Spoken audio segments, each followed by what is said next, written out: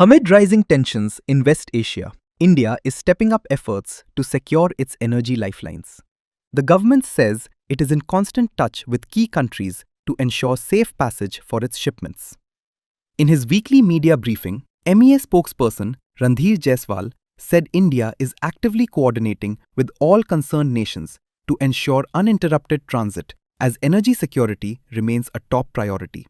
There are several questions as to from where we are buying our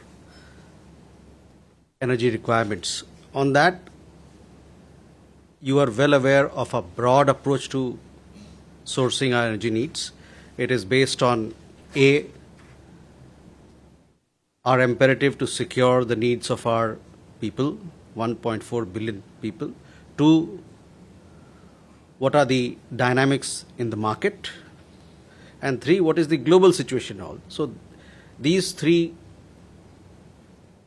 issues or conditions are vital for us to take our decisions in regard to sourcing, and it continues to be the case. As far as specific issues where we are buying our oil from, X country, Y country, on those I think it's better that you take your question to the Ministry of Petroleum, because they'll be in a better position to answer. We have kept you informed of the ships, the Indian ships which have so far crossed the Strait of Hormuz.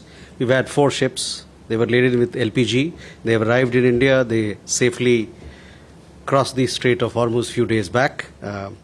We continue to be in touch with all concerned countries for the safe transit of our ships to meet our energy requirements.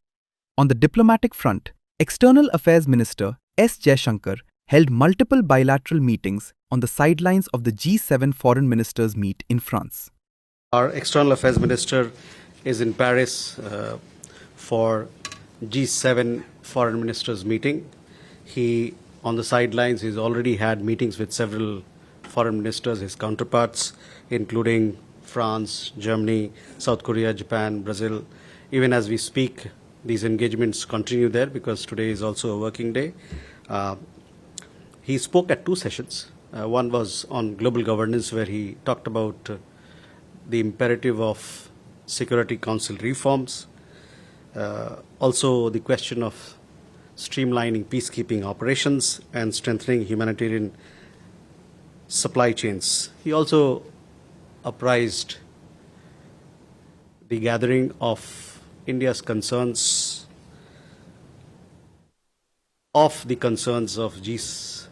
global South countries on food, fuel, and fertilizer. We all see the kind of impact that the conflict is having on these issues across the world. In the second meeting, he also participated in a session where he focused on connectivity and IMEC. And there again, he talked about the uncertainties arising from the conflicts in West Asia and why it is important that we should have more resilient trade corridors and supply chains. In the context of IMEC, he also talked about the FTAs we've signed with UK and EU, as also with EFTA countries, and how they become important, and in that regard, how important the IMEC corridor itself is.